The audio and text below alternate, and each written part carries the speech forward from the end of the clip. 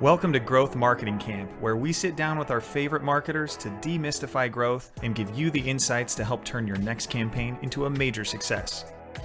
Let's get into it.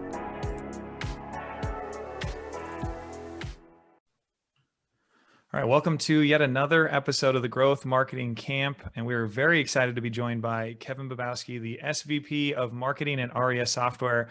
Kevin, you've held a number of senior leadership titles in marketing at a number of companies, maybe most famously, and you correct me if I'm wrong, Aurea Software, who most of us in the marketing realm are very familiar with, and even had a little stint on an episode of MSNBC show presenting for OfferPop. So give us a little of your background there, Kevin. Yeah. So just quickly, thank you for having me on the show, Rex. I'm super excited. I was looking forward to this conversation. So yeah, I've been in marketing and marketing tech now, software for almost 20 years. And I probably came from like the most unusual backgrounds. I was an accounting major in undergrad, a CPA at one point. Yeah. My first job out of college was internal audit for the Defense Department. But when this whole world of like data-driven marketing really started to evolve a while ago, when it was in its infancy, suddenly my skill set became really interesting for the marketing world. And so I remember my first exposure to marketing technology and software and digital marketing was working on web analytics at the United States Postal Service.com, USPS.com. And I fell in love with it. I was like, at that point, this was like 2000, 2001. I'm like, I want to be in this space forever. I worked on the USPS.com website for 2 years. My dad was a postal carrier for 40 years. So he and I would talk shop in very different ways, but it was awesome. And so ever since then, I've never really looked back and just kept building on that experience and web analytics at the Postal Service. Incredible. That'll be really interesting to talk maybe about the transition, because I know a lot of practitioners are listening to the show and watching, and we'd love to learn maybe how do you go from that transition from very deep knowledge and maybe understanding of the technical side into more of a leadership role, because you've held many senior leadership roles, and that's obviously a big swing. That's a huge difference from marketer, or maybe practitioner only, to a marketing leader. You have any maybe history on that you could share with us? Yeah, because having a core competency or a core skill is something I always recommend to folks in the growth of their career. And sometimes I think folks will suggest, I want to get lots of different broad experiences. Mm-hmm. I think that's great too. My recommendation to folks is get your core competency, like the one area that you're great, and keep building off of that core. And that's what I did. Like I really loved web analytics. I also loved understanding go-to-market and like product marketing and personas. Yep. That kind of evolved into demand generation. That evolved into demand generation and product marketing. Then that evolved into demand gen, product marketing, building a great brand. And that led to those senior leadership positions. And it's interesting, like I'll talk to folks who are looking to become a CMO. And sometimes there's this belief that you have to have all of these skills to become a CMO. Sure. And it's a bit of a unicorn. And if you talk to recruiters and CEOs, they will tell you that as well. They're often looking for maybe one or two of those three core competencies. So I always come back, build your core competency, know who you are, and then expand from that. That totally makes sense. And interesting. Let's talk a little bit about then Aurea Software, because where you're at now, you have a lot of different opportunities to represent maybe multiple products to multiple markets. Can you tell us a little bit about Aurea and who you help, who's your target audience there? Yeah, so Oria is a software company. It's a holding company within a private equity firm. Mm-hmm. And the private equity firm buys B2B software companies. And so my team is responsible for building out our demand generation and product go-to-market strategies for these companies that are in the private equity firm. And so many of these companies, for those that are in marketing, they might remember Infer was a predictive lead scoring software. Like these are companies that we bring back to market and build out a new customer acquisition model. And so we work with every single type of company. We work with companies that are product-led growth with free trials. We work with companies where we are selling sort of multi-year million-dollar deals, and then everything in between. So our personas vary a ton based on the product, and the deal size and the sales motion and the marketing motions also vary based on the company that we're working with at the time.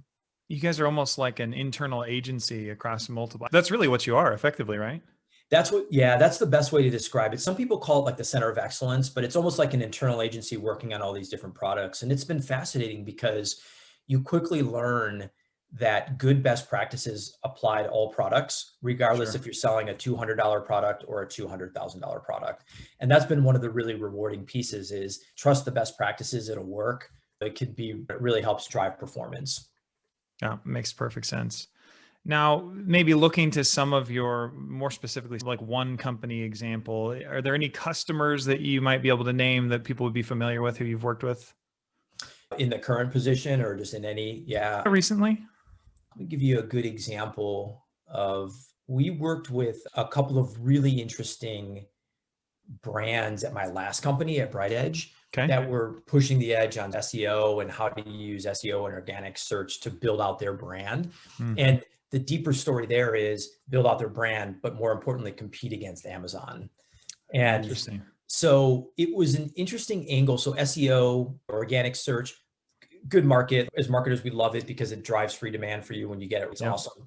But I also started seeing it as a strategic weapon in the fight against Amazon, which any company that you ask today will suggest that they're competing with Amazon. So we got to work with some companies that were doing some really innovative things in that sort of competitive space. And that was really interesting. That's awesome. I'm sure you've learned and grown a ton, even from past experience through this new experience now. So I'm sure you can name a million companies and a million different lessons, but let's dig into a particular campaign or maybe a type of campaign that you've run in the past. And talk to me maybe about the goal of this campaign to start off. What were you trying to accomplish? Something in mind? Yeah. So you had posed this question to me when we were doing the prep, and it was a really thoughtful question because it made me really think about what has been successful in the past. And the example that I'll give is an ABM/field marketing example. And what we were trying to do at the time at this company was we needed to close bigger deals, big enterprise deals, and we had not yet developed kind of the muscle memory to do that. Sure. And so we decided to launch field marketing activities, and we focused first on field dinners, big dinners. And so the goal was, we got people in the pipeline, but we can't close these big deals. How do we use ABM and field marketing together to try to help move these deals through the pipeline, help the sales organization close some of these big deals? So that was the objective. Would you say that's maybe mid-funnel opportunities then? Like, is some way you've already engaged them, or were they still top of funnel? That's a really good question. So we were doing both. So we were finding that there was a set of deals that we were at the finish line. There were competitive deals against competitors. And if we can get those people to the dinner, we knew we had a chance to influence them and close that and win that deal. Yeah. But what we quickly realized is there's lots of other companies that we want to engage with. And calling up and asking them to do a demo or a sales call, there's not a lot of value in that. But if you reach out to them with an offer to meet with other peers in their marketplace, to go to a fascinating place for dinner or like a great venue for like happy hours and things like that, we would find that was a really great intro to getting people into the funnel, and then we could eventually work them through the funnel as well. It sounds like a fascinating campaign strategy. I've heard of it deployed before. It can be budget intensive, so I imagine you had to be very selective and careful about the ways that you deployed it. Can you tell us maybe a little bit deeper about the audience? Were they exclusively enterprise? Was there some cutoff? Did you have to have a certain criteria to say, hey, as a sales rep, I want to invite this person? Yeah, it's a good question. If you think about doing a dinner, the dinner itself isn't that expensive, but there's a lot of people involved. And what mistake we could have made was opening it up too broad, and you had so many people, it just didn't feel right. Yep. And so what we did was focus. We found 2 sales reps, sales leaders, who wanted to own the project or the initiative, the field dinner from their end. And then working with them and their pipelines, we were able to figure out who do we really want to have to the event, right? Because if marketing drove a bunch of people to a dinner, but it wasn't in the salesperson's pipeline, that's probably not going to be a win. Marketing will celebrate that, but it's not helping sales close deals. Yeah. And so we really went back to the sales leader who was in Los Angeles, and we said, okay, help us find out which of your prospects do you want at this event? And he owned it. And he got the right people in the room, which was a huge measure of success. Yep. And overall, the costs weren't that big. So that was great. And number 3 is by having that targeted focus and really being dedicated, okay, these are the companies we're going after. We avoided the full sort of try anything approach, get butts and seats, because that's not really going to help move the needle pretty quickly. There is an element of quality here as well as quantity. And I think by introducing the sales reps early, you get that introduction of quality. Yeah, no, that totally makes sense. I love the hand-in-hand motion with the sales team, that the salesperson owned some responsibility for even the development of the list, those target accounts, and even those prospects that they want to invite. I'm interested in the channels that you used for that. I imagine are not traditional like demand gen channels. You weren't going out broad, or maybe even at that point, it sounds like maybe a few years ago, even using account-based marketing like tech to serve ads or anything. Was this very one-to-one, or what were the channels? Yeah, it was pretty one-to-one. We called it salmon and steak dinners, not search terms. So it was very much kind of this one-to-one. And so we had a couple of different approaches. One was obviously working with the sales organization and the sales leaders to find their target list of companies that they would want in there. So that was number one. Number two is we made heavy use of our SDR team for those top of funnels. There you go. And that was really an effective way to get those people engaged in like that offer that we were talking about, like how do you offer something to those people? So that was basically calls and emails, right? And we built out some really effective nurture tracks that were custom around that. And then we did do some select display advertising to promote the event itself to build awareness. So we did have a digital aspect of that as well. Very cool. Can I ask, did you serve that up on a particular piece of technology like a Terminus or something like that? No, it was before Terminus, but if Terminus was around at the time, I think that would have been something we would have definitely used. Sure. We've seen some success with our friends at Rollworks as well. And we live in a very blessed age, you could say, where we have a bunch of technology that can do a lot of things that maybe before were more manual. So it's great that you're able to pull that off before those technologies came out. Yeah, this is a different campaign, but we've used Terminus and Rollworks, and there was another company we had used at one point for that targeted display advertising for our deals in the pipeline. And they weren't necessarily ABM large deals like huge enterprises, but they were more mid-market. And we did some pretty effective A/B testing on that. And we did see a lift actually in close rates over a period of time. Not dramatic, but we did see 2 percentage points when you think about that in the context of a 20% close rate kind of goal. Yeah. It was material. It changed our thinking a little bit on those technologies. We thought about them as a mechanism to help close more deals. Certainly they can be helpful from an ABM and going after enterprise deals, but we actually saw that as a mechanism to improve our close rates as well. Kevin, you just buried a gem right in the middle of the interview. This is great. I love it. I'm sure that everyone's going to appreciate that thought, because we all think of it, at least the initial thought is, let's use this for top of funnel. Let's get for awareness, maybe to drive to some end of a campaign. But if it's staying in front of them mid funnel, it's a great thought. Yeah, I love ABM. I think it's great. We've had a ton of success working on ABM strategies. When we look at the tactics of ABM, the tactics of ABM on what makes a successful ABM program aren't new, right? It's all like good sort of digital marketing. And that's what led us to say, wait a second here. Yes, it can be effective for top of funnel, but why wouldn't we use this to improve our close rates for mid-market deals, right? Yep. Why wouldn't we use that to improve our MQL to meeting book conversion rates and support the SDRs? Yep. And we've done enough tests over the years to know that's been highly effective for us. Fantastic. Yeah, that's a great learning. So diving back into this campaign, obviously there have been probably dozens or hundreds of campaigns that you've run or overseen directly. What made this one stand out as a particularly interesting or successful one in your mind? Number one, it stood out because we were all aligned. Everybody within marketing was aligned. The sales team was aligned.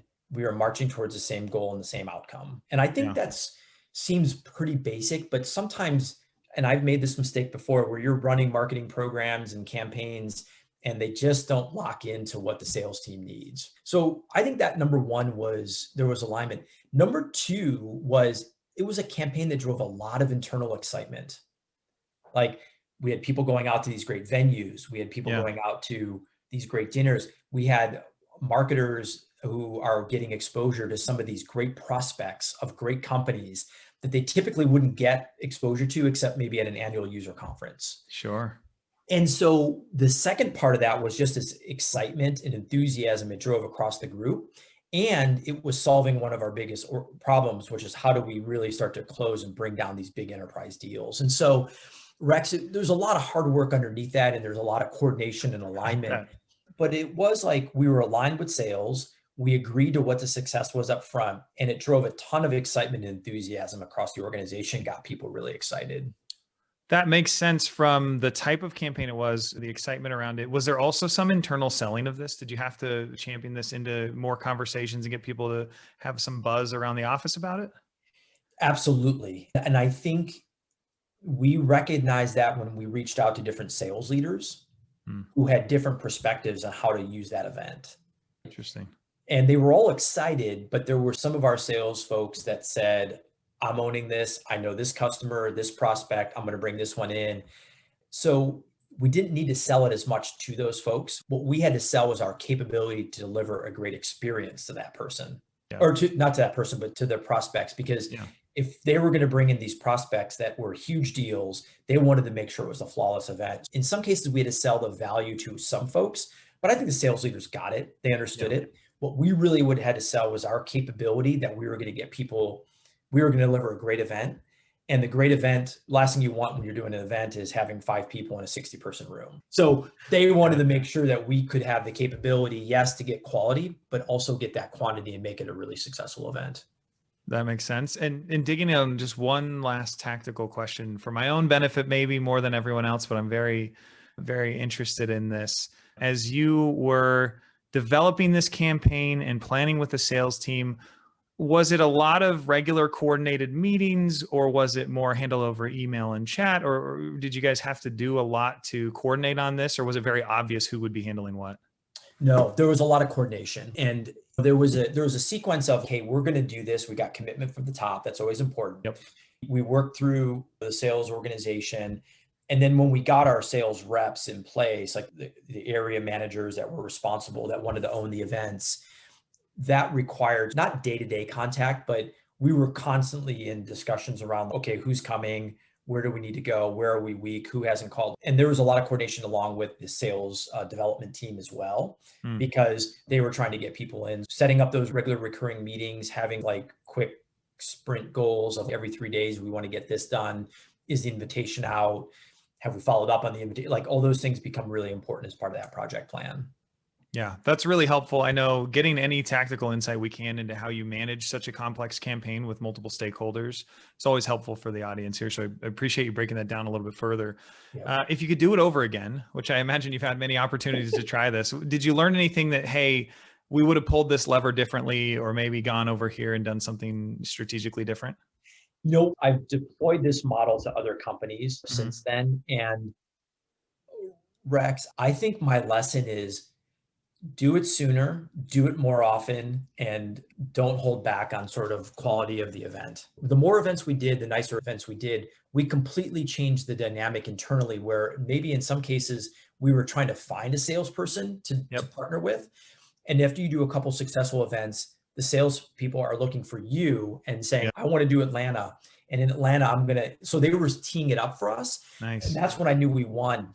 And I've done this at other companies too. And it's just, there's a pride of ownership for the sales org to deliver an outstanding event where they can invite their prospects, because it's great for their brand. Yeah.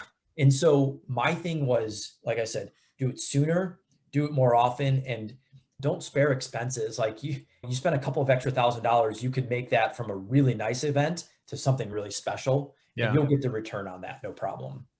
Yeah, So, that totally makes sense, especially with the way you guys were targeting accounts and working with sales to make sure you weren't bringing too many of you were bringing all the right people to the table. That's great. yeah, almost every time I've done this, there's a little bit of work you got to do on getting clarity on success. And on Mhm. one extreme, it's you invited people to a dinner and the contracts are over there by the coat room. How many contracts did you sign that day?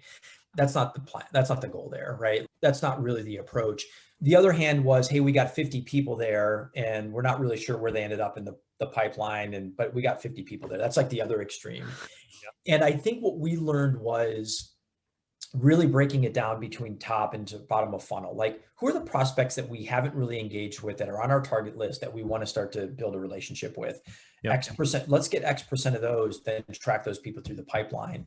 And the people that we know are expected to close this quarter or next quarter or whatever your time frame is, do we see an uptick in close rates versus cities and areas where we haven't had people attend those events? And those are typically some of the best measures of success, because you might not close all your deals of those people that attended, but if you're closing those deals at a higher percentage than prospects that haven't been to those events, then Mhm. you're onto something special there.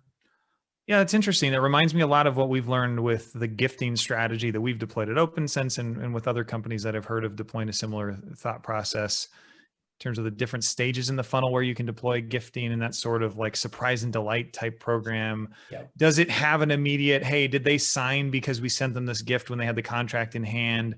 Obvious return on the investment, but should you be tracking it instead of just saying, hey, we're just sending out a bunch of gifts? There's just that middle ground. We have to make sure to cover both ends of that. That totally makes sense. And to build on that point, it also depends on the problem you're trying to solve, right? Because the gifting might be a great way to get people into the funnel if you're struggling to get people into the funnel. Sure. And then over time, you can see how they convert from top of funnel to bottom and see if there's a difference. Conversely, if you're struggling closing deals or people are getting stuck in the middle of the funnel, that's an effective strategy too. And I think that's always like looking back at sort of successful campaigns, it's what's the problem you're solving for? And Yep. it's always interesting to ask folks, what does success look like? Because you'll get some different answers, and everybody should be crystal clear on what success looks like for these events or marketing programs and campaigns. Totally agreed. Maybe zooming out from this campaign then and thinking more broadly about growth marketing, right? And we think of growth marketing as any marketing effort or any marketer whose mentality is one of growth. That could be you better entrenching yourself within your marketplace, better positioning so that you can grow at a more rapid pace, or obviously sales metrics. So what's maybe one thing that growth marketers out there are doing that they should stop doing or aren't yet doing that they should consider doing? Yeah. So my general sort of like philosophy on growth marketing is diversification. And where I have seen companies be less successful than they like is when they're highly dependent on one channel within growth marketing. Interesting. So 80% of their demand or their pipeline comes from a single source. Yep. And that's fine. That's great. But that's really just step one. What they need to be constantly building is what's the next channel that's going to drive material pipeline and revenue? What's the next channel after that? And so Rex, the problem that I have seen, the mistakes that I've made and others have made that I've seen is, number one, you rely too long on that single channel. And at some point, you're getting to a growth rate and sort of a level of growth and revenue that single channel will never be able to help you grow, continue to grow at 20, 25, 30%. Yep. The complete opposite end of that problem, and this is a problem I've made as well, or a mistake I've made, is, gosh, we need diversification across 9 channels. Let's launch like the 8 other channels next week.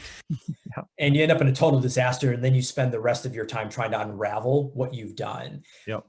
And I believe that what growth marketers need, whether it's a demand gen program, it's a brand campaign, it's customer, like whatever it is that you're doing, you really need to think about phases of how you launch these channels. And these channels they are fully operational, they're hitting all of our targets, and there's room for growth. Let's keep rolling and doing that. That's sustain. There may be channels that you need to launch and you're in a pilot, but you want to focus on those because it's going to take a lot of effort to move that from pilot to sort of delivering results to sustainable results. And so the mistake I think marketers will do is try to do all of those at once. And then you're not really clear what stage you're in. And you're letting these programs run that you could easily optimize and get performance out of. But because you're so worried about standing up the next one and the next program and the next activity, you can't go back to optimize. And then you have a lot of programs that are performing at suboptimal levels. And I can tell you that might work for a quarter or two. The board will eventually catch on. You will eventually be presenting this in some format other than story-based, where you have to own up to some of those figures and those numbers. And as a numbers guy yourself, I'm sure you've been able to see that when you don't have the right numbers, it can be a very uncomfortable conversation or presentation to have. Yeah. And Rex, you bring up a good point, right? Because some of those tactics can work for a quarter or two. And actually, what the fool's gold in that is, it will look awesome in the first quarter or two, because it's like, wow, Kevin has come in, he's launched 8 new channels for us in less than 30 days. And it'll catch up to you soon, where you realize, like, I can't optimize this. We're spending more money than we should. We're not hitting our economics targets, if there are, not hitting our production targets. And it doesn't set you up for a sustainable, long-term, successful run. Yeah, I think having that long-term mindset will be very useful, especially as those of us who are practitioners are moving into leadership and not just thinking about how do I have the splashiest entrance, which is very tempting, right? Marketing has a lot of opportunity for splash. We can do a lot of things that they have a lot of sizzle, but not a lot of steak. Yeah. And you bring up a good point because you could end up running, like you could start in the first quarter and say, hey, we got one channel, we're adding all these other 8 channels. Sometimes that's pressure from the board. Yeah. Sometimes that's pressure from the CEO. It's pressure from the sales org. There's this push on marketing, the shiny new object syndrome, where marketers are susceptible to clinging on to the next shiny object and saying, this is going to solve all the world's problems. Yep. Sales will do that, and they'll ask marketing to execute on that. So Sure. that's a very real problem. And so what ends up happening, even if you're a marketer and you don't want to launch all these new programs, sometimes you're forced to, your hand is forced to do that. And what you end up having to do, because you want to be flexible and accommodative, you don't want to shut down every new idea. What I have learned there is defining success, like I was talking about before. So if we are going to launch this program, what does success look like to you? What does success look like at week 1, week 2, week 4? And I think that keeps everybody on the same page, because otherwise what happens is you could launch some of these programs, they're not successful, and then everybody's trying to figure out like what happened. So setting expectations on some of these new things can be really important, because let's face it, you've been in marketing and sales, the pressure's on, and almost every day there's a new suggestion on what you need to do. Yep. Yep. One of the most dangerous Slack channels for everyone to be invited to is that marketing channel. Everyone has an idea. Everybody has an opinion. That's great. Yeah. Somebody told me once that everybody is a marketer at heart. So they think they can do marketing well. And Yep. nobody ever goes to the CFO and questions their accounts receivable strategy, Yep. right? But everybody has an opinion about marketing and sales. And I think that's what's actually cool though, because you get a lot of good feedback and you get a lot of opportunities to improve and try new and different things. The risk there is you try lots of new different things and you don't successfully nail any one of those. I think that's a great reminder, a great lesson. Let's break down a little bit of where your team is at right now, the size of the team, what components of the team do you have staff for right now? I think this is one of my favorite parts of these interviews. Is I get to learn a lot about how leaders are thinking about building teams around these initiatives. So what is the size and kind of structure of your marketing team right now, knowing that you're that internal agency? Yeah. So the way we structure the team is you will have a VP director level, Mm-hmm. we have a manager level, and a sort of an analyst level. And we will have the same structure for all the different channels that we participate in. So paid search or paid social, we lump with LinkedIn, Facebook, YouTube. That's like a separate email nurture, ABM, field marketing, like all of those will have that same structure.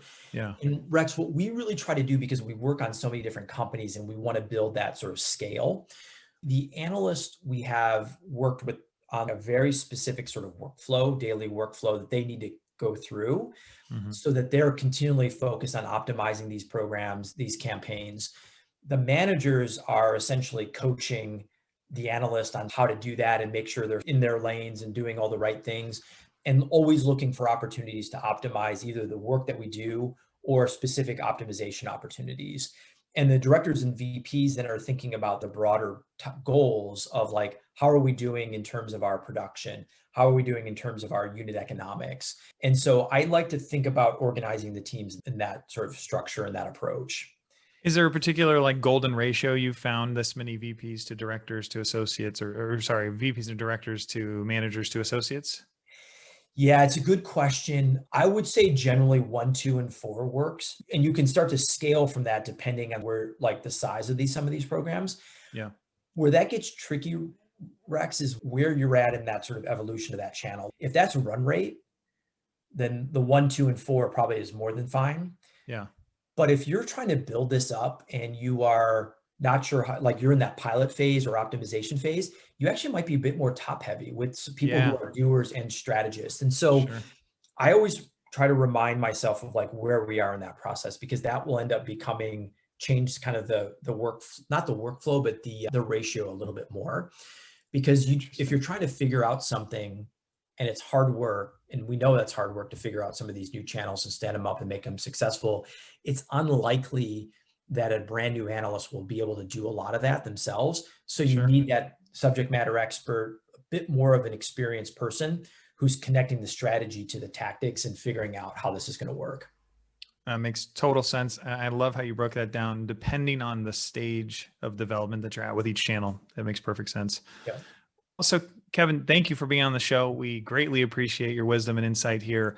Who are some other marketers out there who you maybe look up to, that you've perhaps even worked with or mentored in the past, or those who we should be aware of and maybe even invite on the show? I'll tell you, you go through your career and you always have these great career experiences and you work for certain incredible people. And so one of the folks that was like instrumental in my long-term success was Tim Kopp, who was the CMO when I was at ExactTarget. He went on to become a VC in Chicago and now is the CEO of Terminus. And what's interesting is he's bringing back some of the old band from the ExactTarget days to Terminus. Sure. So there's some really great people that are over there now. Sangram, who I worked with, had the opportunity to work with at ExactTarget. Daniel, who's the CMO. Like that's a bit of a that's a bit of a heavy sort of a Terminus thing, but Yep. These are guys that I really respect and they do great things. And I'm always learning from following them on social and everything like that. Great recommendations. Yeah. Those are great folks. Trying to think of other folks along the way. Another person I've worked with for a long time is Jeremy Collins. I think he's probably one of the sharpest minds you've got around marketing, building out organizations, demand generation, this connection between sales and marketing. Yeah. He's just really great at thinking through some of those like challenges and those problems. Having seen Jeremy work, I agree with you, and we'll definitely invite him on the show. I think that'd be a fantastic get. We'd love to hear from him. Kevin, thank you so much again for your time. And when people want to go learn more from you, maybe follow you online and certainly learn more about the Aurea Software experience and brand, where can they find more information about you guys? They can find me specifically on Twitter hit me up on LinkedIn. And then if they want more on the Aurea story, we think about it as the Netflix of software. So they can always go to our website and learn more about that story. So very cool. And that's Aurea.com? That's right. Perfect. Very good. Kevin, thanks again for joining us, and we appreciate your insights. Thank you. Thanks for listening to Growth Marketing Camp. If you enjoyed this episode, we'd love it if you would give it a quick 5-star rating or share it with a friend or colleague looking to get a little more inspiration for their next campaign. If you want to learn more about the company behind the show, head to opensense.com. That's OPENSENSE.com. We'll catch you on the next episode.